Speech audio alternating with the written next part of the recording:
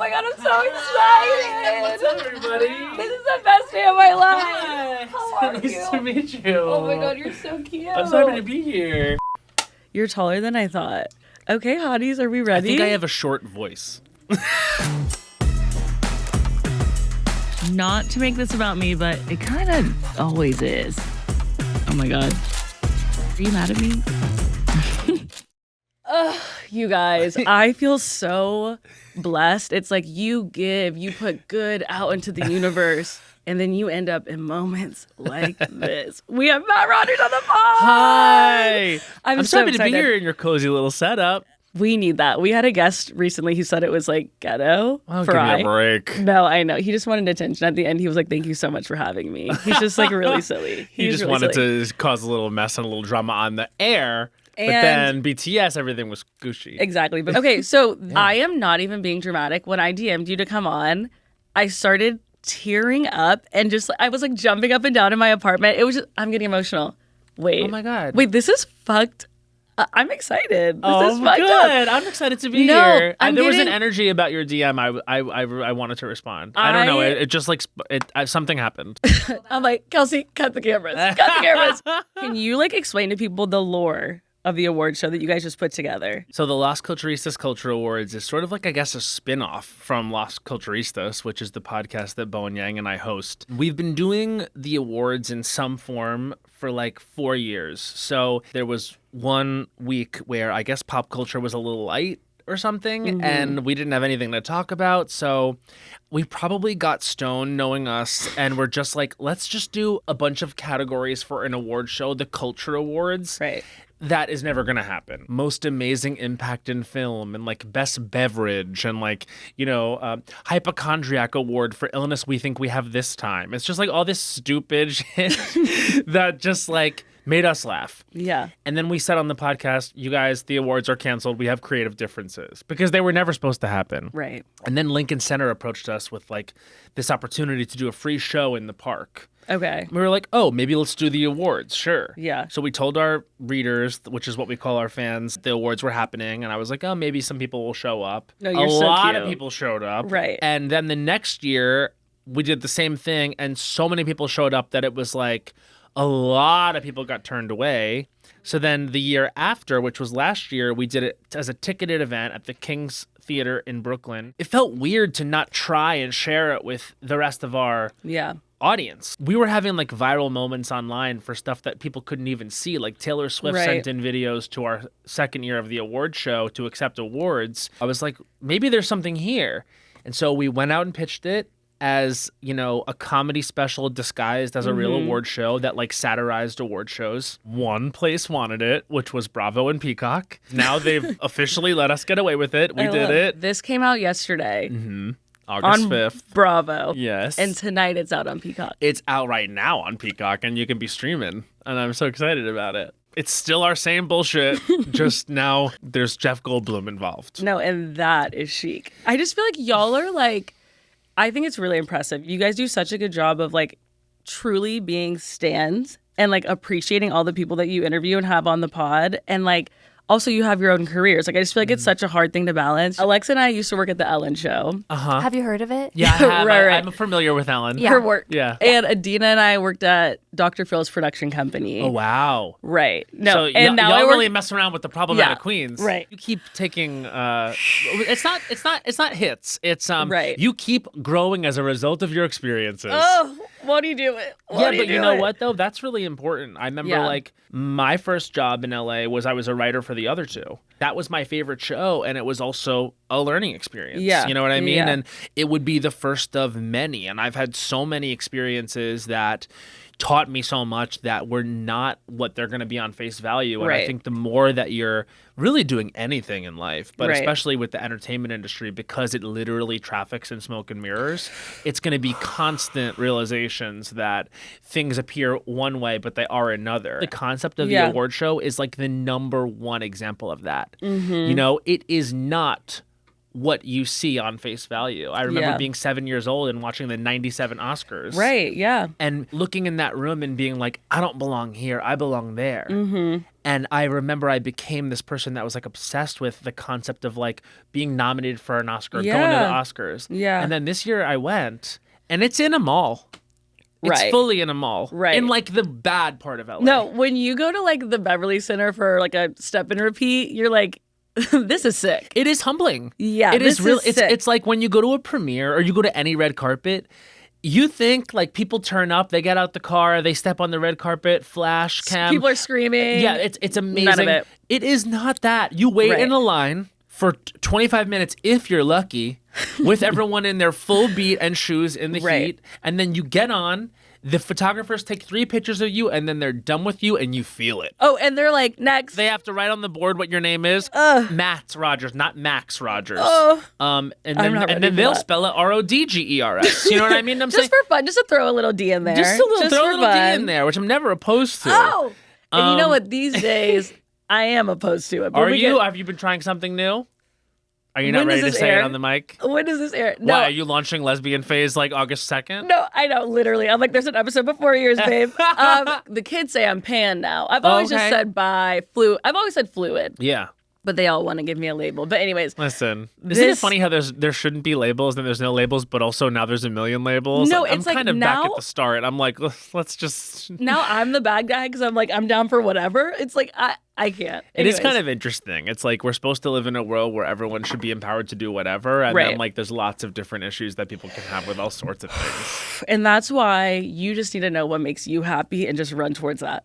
I mean, honestly, like Yeah. that's I think that's global. You know Yeah. what I mean? Like that's like in like for example, like in the entertainment industry, like with all this stuff that we're talking about, it's Yeah. really easy to get disillusioned. It's really easy when you meet a hero when they don't live up to that. It's really easy when someone is the opposite of what they've given or when an experience is I not feel like what that's you thought. been like my whole career. I have been friends with so many people who have been, just to like cut the shit, like kind of nasty. Like I've been friends with so many people that have been like mean, and I look at them and I'm like, I know you're going to be successful because you will do anything to be successful. I'm down for the long game if it means I have my integrity and like I'm still feeling fulfilled in the content that I'm making. I remember, why am I'm on the last day of my period. This is I get it. fucked. You have to understand, like, I deeply identify with Yeah. being emotional. I think it's good. I just remember watching your episode with Mariah Carey recently. It was just like this really beautiful, like humbling feeling of this is someone that you look up to that's super like, to me, like there's so many things that you're doing and working on that I think are just so amazing. To see you still be a fan and like to be in the room with you and to hear about your childhood and like how you got to this point and to know like that essence is like still there. We all can attest to this being in LA, like, oh my God, it is so easy for people to chip away at like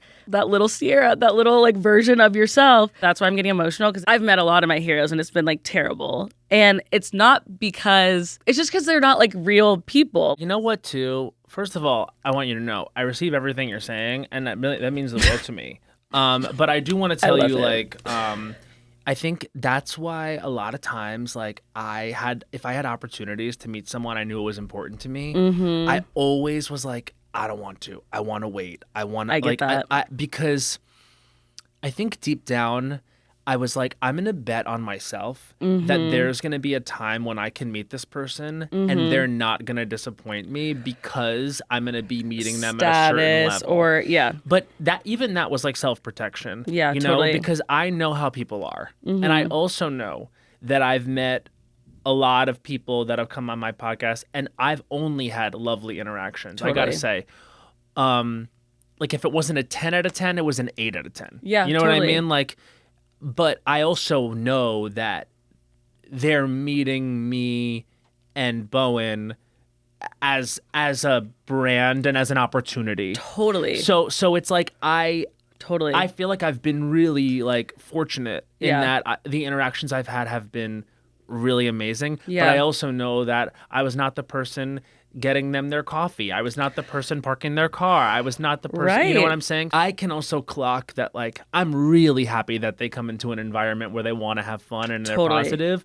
But, you know, there still are times when I meet someone who like doesn't have a reason to be kind to me, and so they're not. Right. And I've also met people who were supposed to, act different and didn't. Right. You know what I mean? Right. Like, people are people. Right. No, but I think like anytime someone's like, oh, I met this person, they were an asshole, or like, oh, I met this person, they're so nice. It's like, I always just know, like, you have to take it with a grain of salt. Like, you just don't. Always. You just don't know. I don't want to make this about Ellen, but not to make this about Ellen. Mm-hmm. Even though people say the things that they say about her, I'm like, the world that she lives in is like not the world that like me or any of my friends live in. Like, she is. And I don't want to get fully into this, but like, when her friends are like Jennifer Aniston and Kris Jenner, it's like in her circles, like, yeah, she is this amazing person that gives back. But like when it's in comparison to, someone that's making like 50K, doesn't have health insurance, like it's just different worlds. So it's almost hard to even be like, yeah, she's mean. It's just, I don't know. I guess it's like the empath in me. I've been saying out loud, and I'm really trying to take my own advice.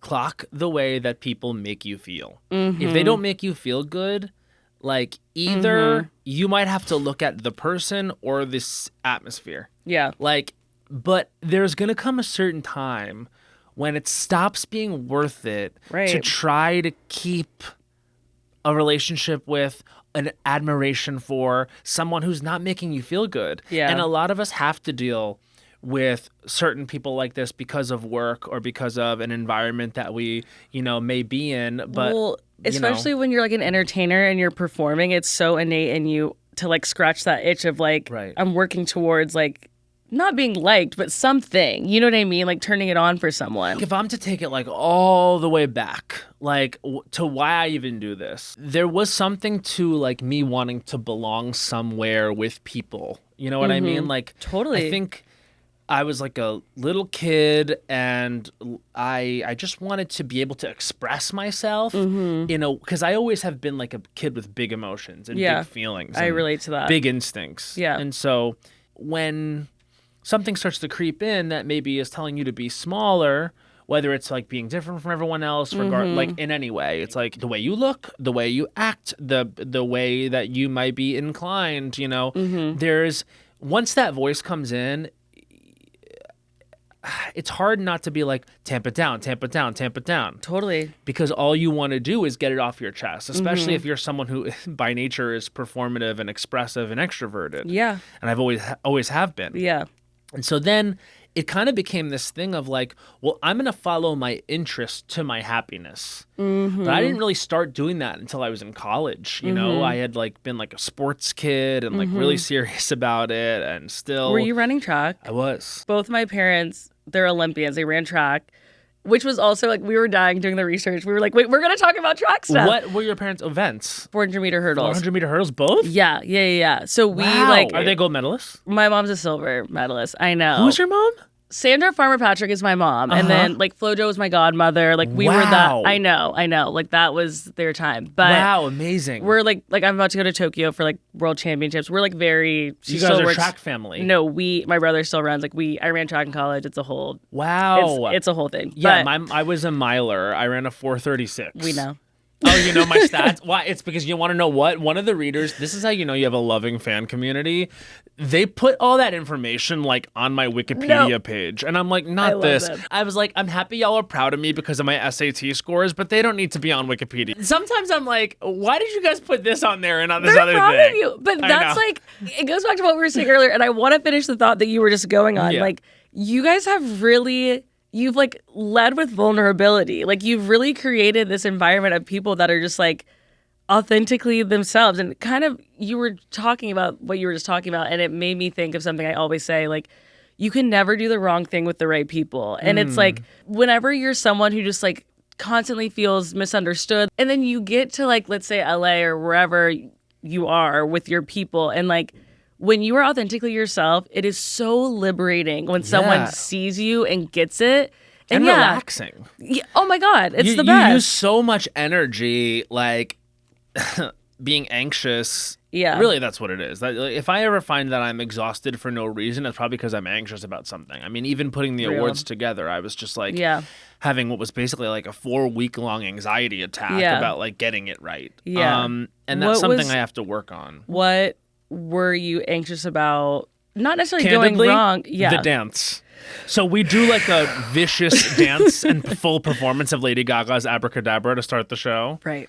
And right. I was nervous about not doing it right. Yeah. In front of everyone I've ever met or would want to meet. Like, you know what was the biggest gag was getting there the day before in the space and seeing like, because this is a part of award show culture that like I didn't realize was obviously going to be a part of our thing, but clearly was the seat cards with the headshots of everyone of who was going to be sitting where. And so we're rehearsing this crazy Lady Gaga number in front of like these names. And I'm like panicking. I'm like, okay, especially because, you know, I'm doing it alongside someone with a lot of experience with live performing. That's true. A lot of experience with very high stakes performing and a lot of experience around this caliber of person in this volume. Yeah. Whose standard of excellence, even with all that, is still high. And also it's like, even if he did terribly, it's like he's established that he can do this in so many different ways. It's just different.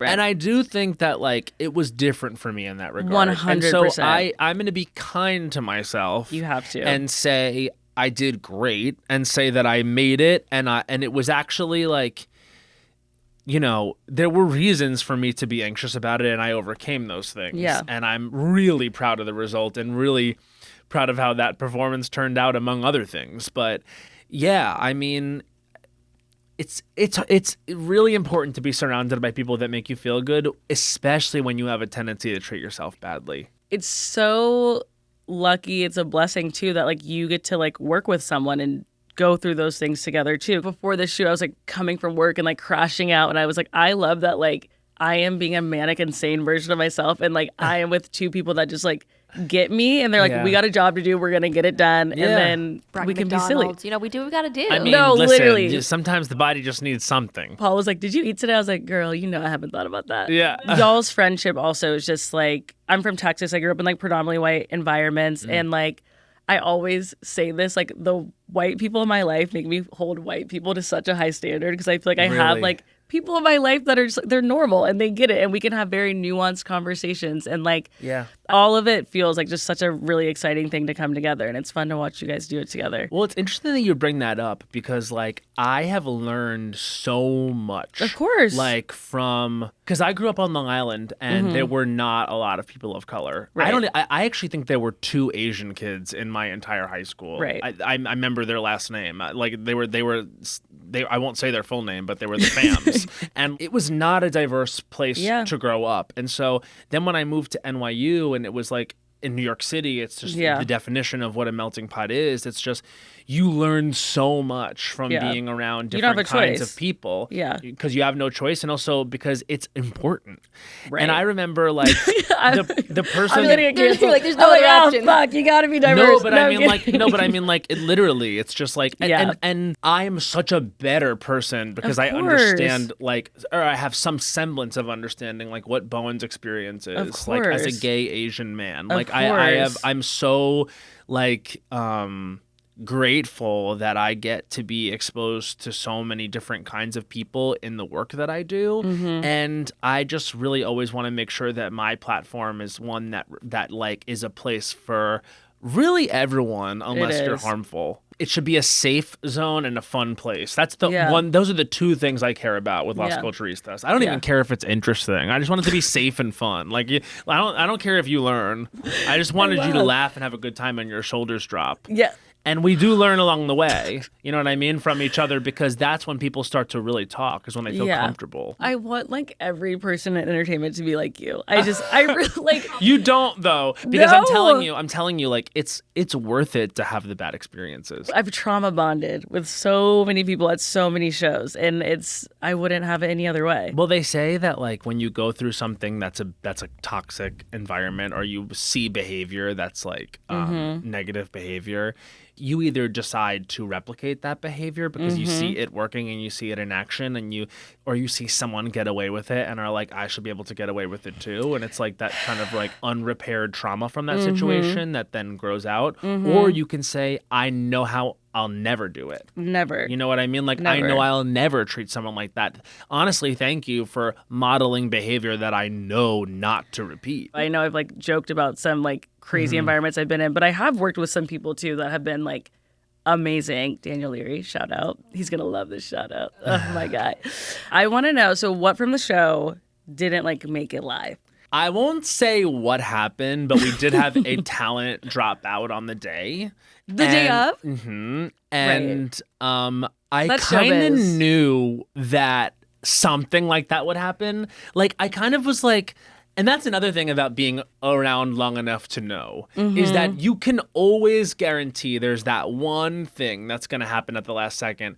But as a result of it happening, we made changes that I know for sure made the show better. I love. So it's just like, it's about like figuring it out in the moment, and also not feeling like it's a doomsday when a challenge is thrown your way. It's like, okay, it's a challenge being thrown my way. How do we make the best out of it and like maybe even elevate the whole thing? Yeah, Because it actually 100%. ended up making us rearrange our show in a way that like actually was cleaner and worked better. And so in terms of what didn't make it, this is the reason why I feel like I was able to like scam NBC, Bravo, and Peacock, is because what was in our blue sky, we kind of did. Really? Yeah. A lot of my first ideas. So Yeah. Ben Platt sings Addison Rae's Diet Pepsi Oh my God. in the style of like an Oscar ballad. Oh my God. And it's as good as you think. Yeah. It's better than you think. Oh But my that was God. my idea. Like, we knew that Ben was available for the show Right. and could perform. And I was like, he should sing Diet Pepsi by Addison Rae. I don't know why I went there, Right. but I was just like, that's what should happen. And I texted him. I was like, I have an idea for you. He was like, what is the idea? I said it to him. He listened to the song. He was like, oh my God, the key change. He like sort of like started to fall Wait, in love had with he the song. never heard and the then song yet? He was like, I think he was like a neophyte when it came to the song. Right. This is a right. little while ago. Okay, got it. But I mean, suffice it to say, he turned it on his own rendition of it. Things that happened in the beginning that then we got them to reveal Stitch's pronouns. Wait. Wait. And that needed to happen. It needed to happen. Wait. It was a global gay announcement, and we actually got it through. Stitch's pronouns were revealed on the show. And they are. Okay, cut the cameras. That is so fun. But this is what I'm saying, is it's like they didn't say no to a lot. Right. They just didn't. No. And like that is like to the credit of like Bravo and Peacock and like them Yeah. like really like fighting for our vision, because that's like a scary thing to put out there. But the thing is, like, we think it's so funny and it's so stupid. Yeah. Because I think the pronouns discussion, like people caring about how people identify, is Right. like just like respect people It's and so let them easy. be what they want to be. Like the It's fact so that easy. it has to have this like thing around it Right. is what's funny to me. And so I'm sure like some right wing, situation ready will for you. happen where We're like ready. they're ready to make an issue out of like the fact that we had Stitch's pronouns revealed, but like look for a second at what they are. They're like, are you calling out an injustice, or are you just showing that you're uncool? Right. You know what I mean? And I fear the answer. No, we know the answer. We know. It felt really good that like they put trust in us that we were gonna make these things work. Yeah. The audience I know is gonna gag for what we put out Yeah. there. It's just, are we gonna be supported in doing that? Yeah. I love that.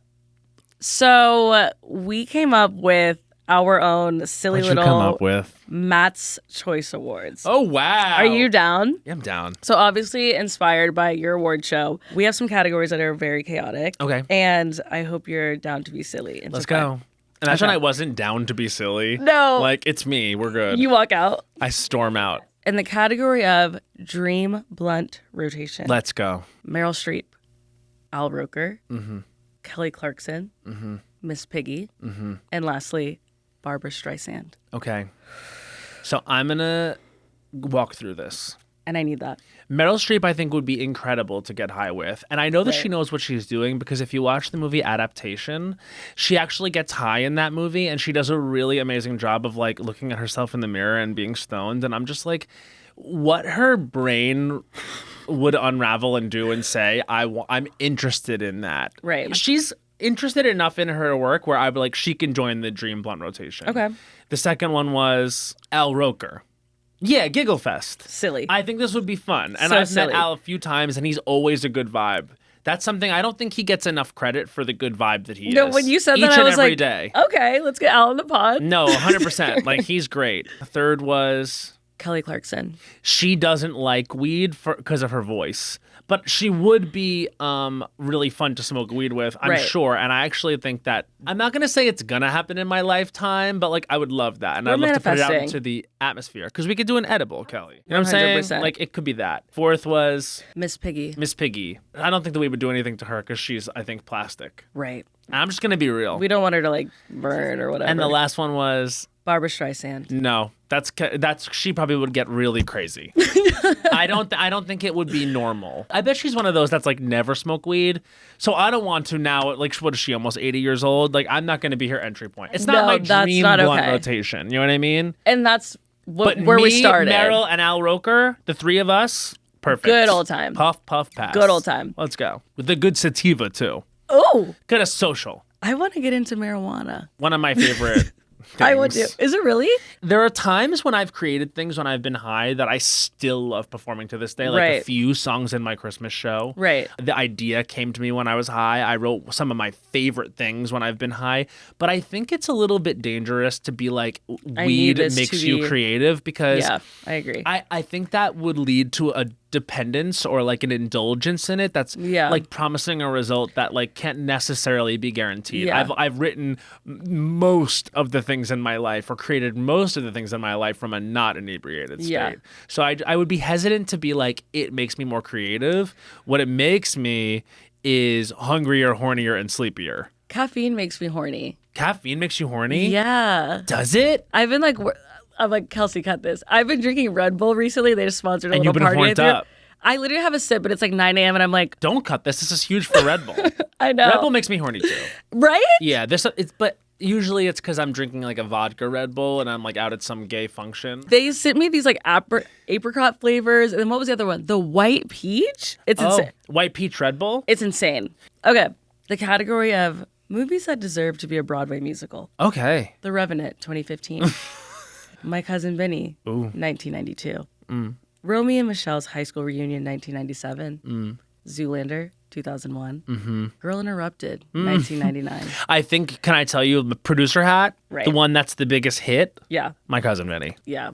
But I think second place is Romeo and Michelle. That's like closest to your heart. My Cousin Vinny, I literally can see what the musical is. And the same thing with Romeo and Michelle. I just think like My Cousin Vinny, you get to build in like a love story there. It's like it's a Right. story. You know what I mean? Like it's like a world of people. It's big characters. Right. And then Romeo and Michelle is like a fun ensemble piece. That's like I think they both would really work. The Yeah, dance. 100%. So it's a tie between the two of those. But I would edge it to My Cousin Vinny just because I feel like I think that would slap. Okay. Love that. In the category of lifetime achievement, you know this one. All right. Getting a 5 on the AP English exam. Period. Both lit and comp. But comp didn't count for credit.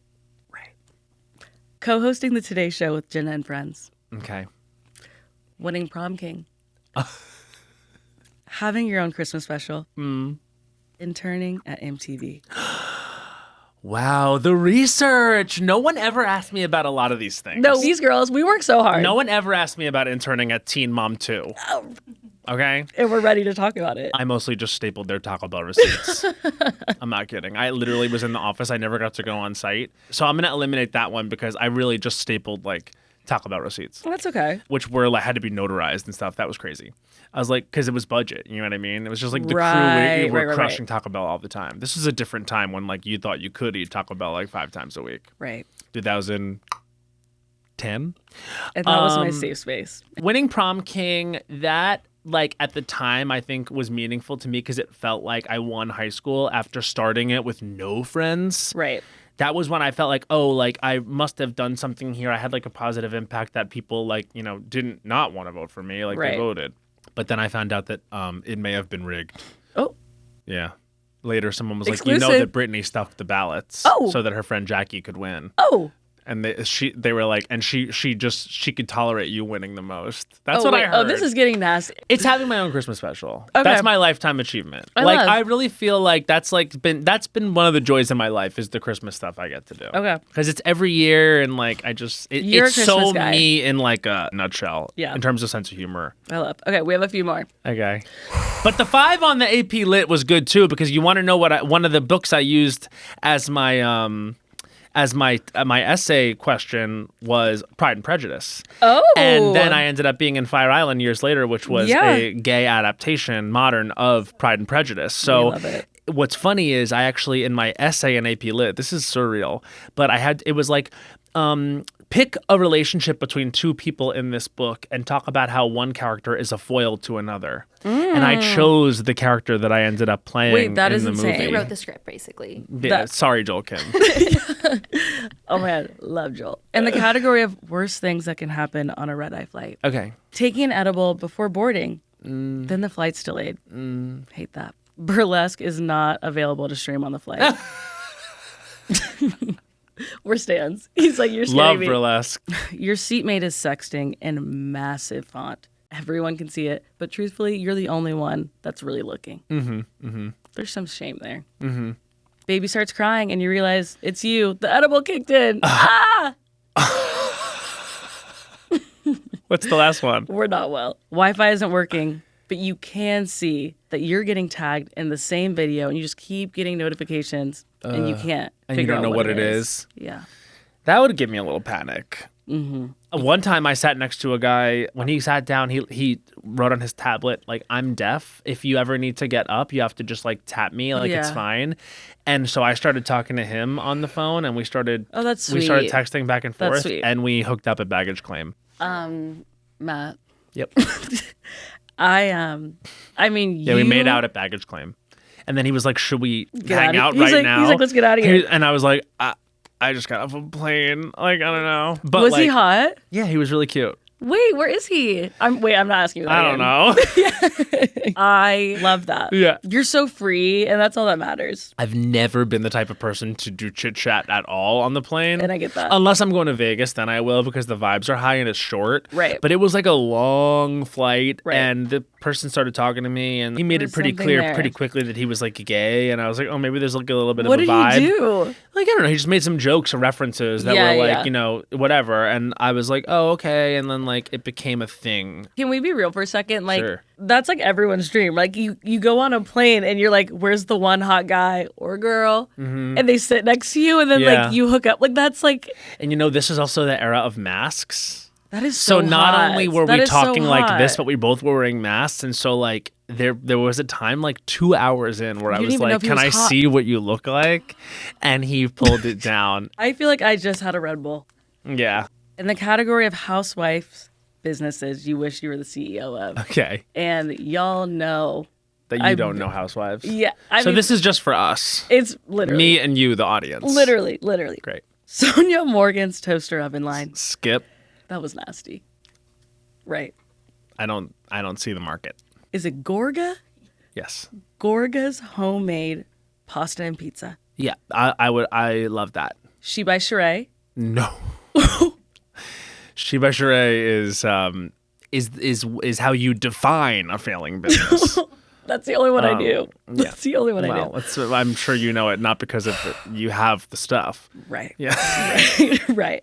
Kyle Richards's Captain Collection. I respect Kyle's caftans, but I Okay. don't. I think I could do better with the Gorga Kitchen. Last but not least, Cynthia Bailey's eyewear. Cynthia Bailey's eyewear. I mean, I don't know if it really took off. I also don't think of Cynthia Bailey and think eyewear. I would say either the Gorga Kitchen or Kyle's caftans. I feel like I could help Kyle push her caftans because she's so synonymous with Palm Springs. Kyle's La Quinta home. So, you know.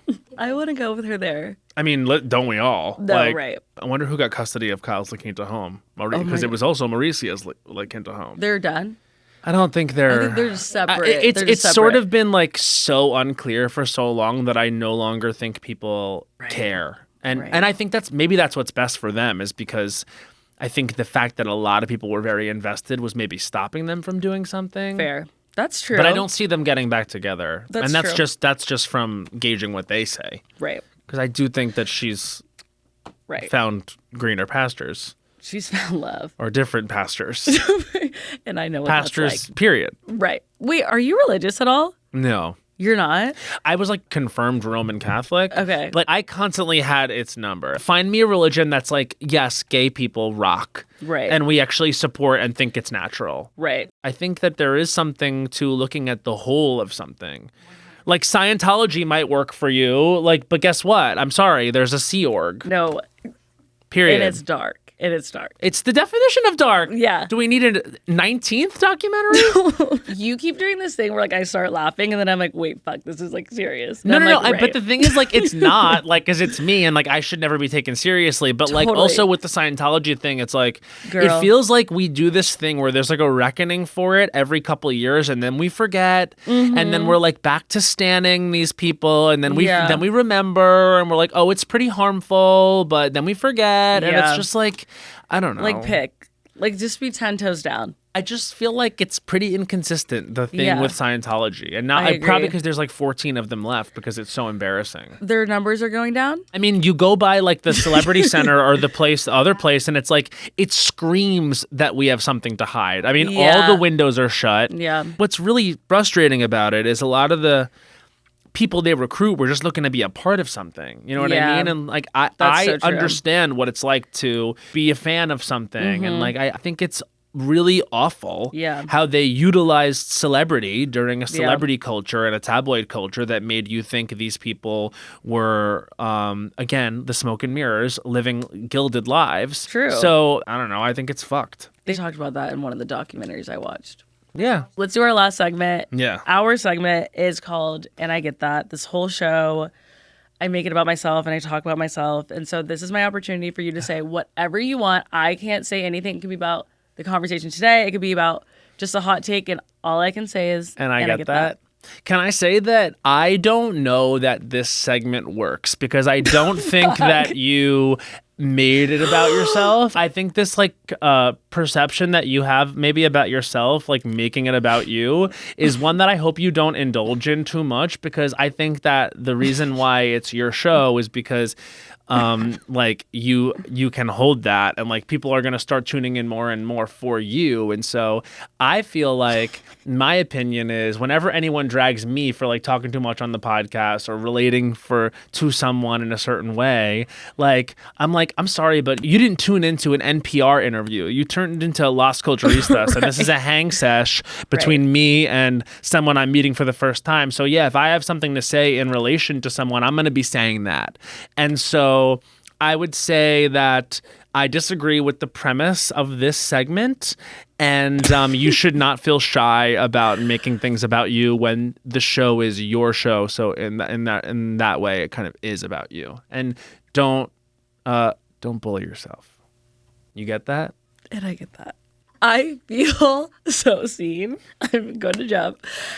Kelsey got that. There's like this perception that I'm very outgoing. I'm a Leo. So I feel like people are like silly, fun, outgoing, party girl, woo. But I really am like very anxious. Like I struggle with depression. My friends who know me like know that. That's why the show name is so silly and so fun, because people that don't know me, it's like, oh yeah, that's so your brand. But then it's like, I'm not really like that. So I hope this shows people both sides of that. And for you to clock that right away really just touched me. I feel like all day I've been like about to start crying. And I then cry it was at the end of the culture awards, and I'm like, ugh, what are they going to say? No, I've decided not to care, because I feel like the people that feel seen by me are far more important to me than the people that are like critical of me. But it's hard when people are like, see you in a vulnerable moment and are just like, truly the energy is just like dark and nasty. Are people really like that? I mean, obviously people sometimes are, but like, on the internet, you know what I mean? It's yeah. like, but it's like faceless people that don't have meaning to my life. Right, It's like, right. it's no one I respect. Yeah, Is right. like, hey, I saw They you don't crying. respect themselves. That was weird. Yeah. But that's my thing, is it's like anytime you express vulnerability and someone takes that as an opportunity to make you feel worse, like, okay, cool, I'm good on you. Like they're not good. I don't know. I just had a new realization about a friend that made me feel bad in a moment like that. And I was like, okay, well, it sucks, but I am good on you. Right. Like, and you know, like That's getting older too, though. totally. Yeah. I mean, I just turned 35 and I feel like I'm going through another like big shift in my life. 100%. Because I have this woo-woo thing where I feel like it happens every 7 years. It's like 28 is the return to Saturn. And Well, then yeah. that was now 7 years ago. And then before that was 21, which is like literally a landmark thing. My Saturn return like rocked me. Yeah, but it was same. like it was for the best. Like all the things happening in my life, I'm like, those people didn't even like fit. Like I'm just like, how would that have even worked?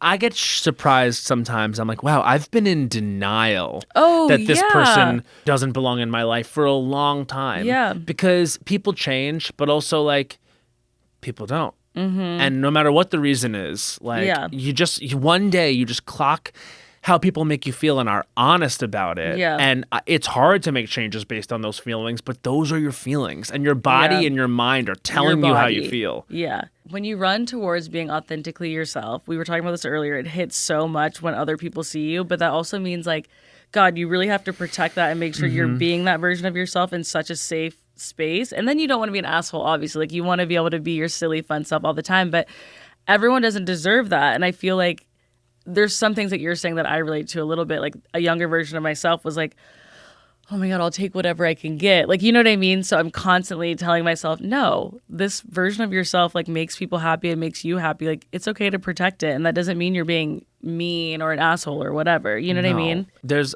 a phrase that I live by. Opinions are like assholes. Mine is the best. You need merch, girl. I have merch. No, that merch. You need that merch. But that might have to be printed. Yeah, it has to But be. it belongs on like a Jersey boardwalk. You know what I Right. mean? It's like those nasty shirts on a boardwalk. I've never been to Jersey. I'm like, Don't totally. go. Really? No, I'm just kidding. It's a wonderful place.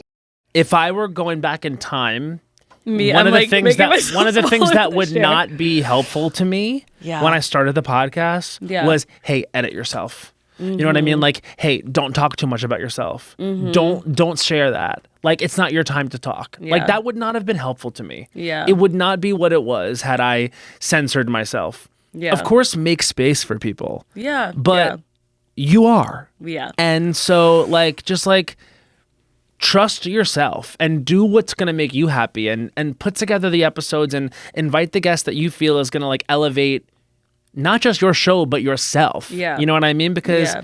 that's why we're all doing this. Like, Yeah. this is your show. You know what I mean? That's our show. Like, some people can be guests. Yeah. But, like, you want to make it about you for a sec? Make it about you for a sec. Yeah. So, people will live.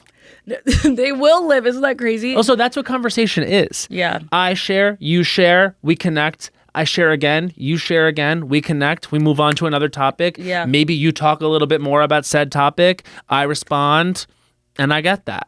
I am just so obsessed with you. I have been talking. My manager Paul. We'll get a Paul reveal soon, you guys. They're like, "What? This is who is I this met man?" Paul. He rocks. Paul rocks. I only want people on that like I just feel really excited about. I would rather do an episode by myself or with like a friend than like Yeah. have someone random on. And You should. I appreciate you. I like needed to hear that today. Well, I mean, listen, like you have to build your authentic brand. Yeah. And like I know for a fact that one of the reason why we're successful podcast is because when we started, it was our real friends. It was our real friendship that was centered. We're not a successful podcast because Mariah Carey came on. Right. Mariah right. Carey came on because we built a successful show. Right.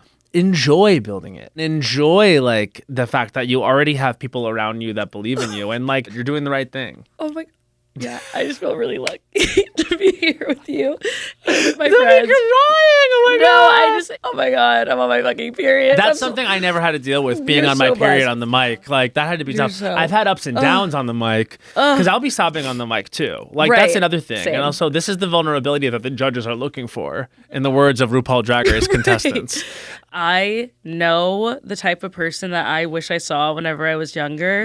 And I also understand why some people are like more fake or whatever and only show certain things or are Yeah. particular about how they show themselves. And like, I don't know. I feel really lucky to like be with you and to like hear your experiences and see like the other side of like how you've been rewarded for being authentically yourself. And yeah, like it is really fun to like be here with my friends and to be like, we don't know what the fuck this is gonna be, but we're just like having fun, and it genuinely is really fun, and it's cool to like just keep having fun. Oh, that's so kind. It is. Just keep having fun, and We will. you can't go wrong, because I learned it from Amy Poehler years ago, like in her book. She said it so plainly. She was just like, when you're having fun, they're having fun. Right. It's really that simple. It's so true. And it goes for everything. It's like, today I'm feeling like I'm full of it. Like, you know what I mean? Like today I feel like I have something to say. I want to pop off. You know what I mean? Or other times it's like, I gotta get on the mic and say the way that I'm feeling, because it's a way for me to process it. Yeah. And I also know that I don't ever want to be dishonest with my audience. If I'm having a bad time, like, I don't know about you, but I can't really fake it. And therefore, within reason and with putting yourself first and like, you know, learning what's in bounds for you in terms of your own boundaries and what's not, like, it's a part of it. Yeah, for sure. It's a part of it. What's your sign? Pisces. I'm a triple water. I'm a triple fire. Wow. But my Mercury is in Cancer. So that's why I think Mercury is in... That's like your sign of communication. Yeah. I think Mercury's in retrograde right now, so I think that's why this is all like really hitting. I would have to look at my co-star. Oh, co-star is so mean. Is it mean?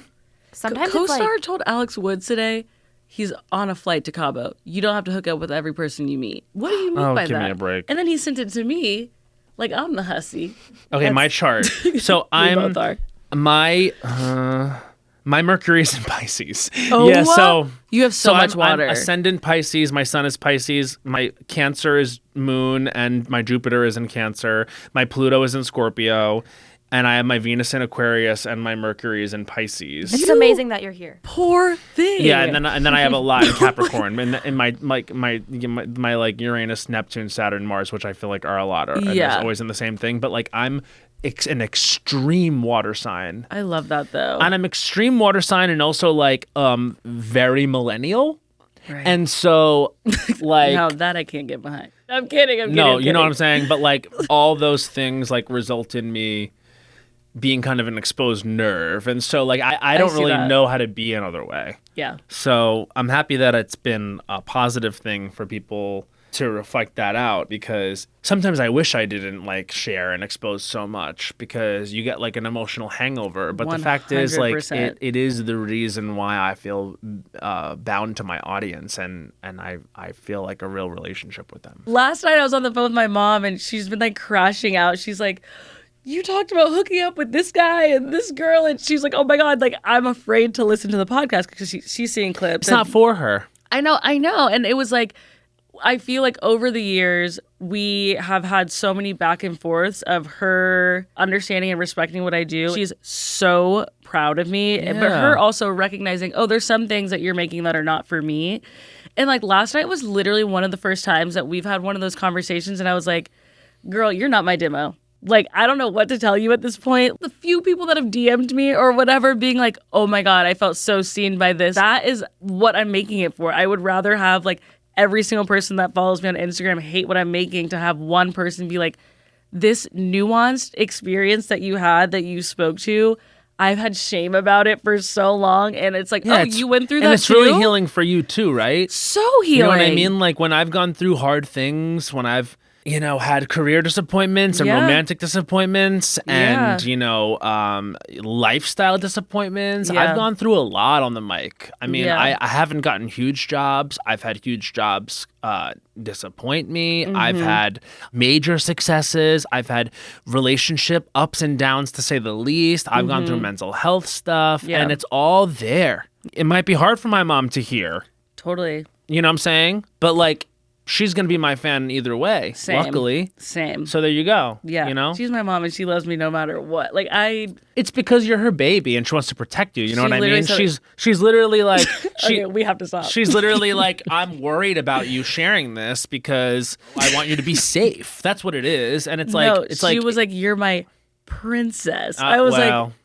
That's a therapy conversation. No, right. I was like, well, don't listen to the episode where I talk about someone throwing me up against a fucking headboard, splitting me in half like because babe. Princess was getting fucked. Right, And literally, unfortunately... just, oh my God, breaking my headboard. You know what I mean? That's my thing. Is it's like, even the princesses have sex. What do you think? What do you think? Why do you think they want the prince so bad? No, she is. You know what I mean? Right. The kiss woke her up because it fired some synapses. Right. And let's be honest. She had a Red Bull. Why is that so funny to me now? Okay, we have to stop. I have no tears left to cry. Thank you, Ari, for that. I Truly love you. Love you I'm back. so obsessed with you.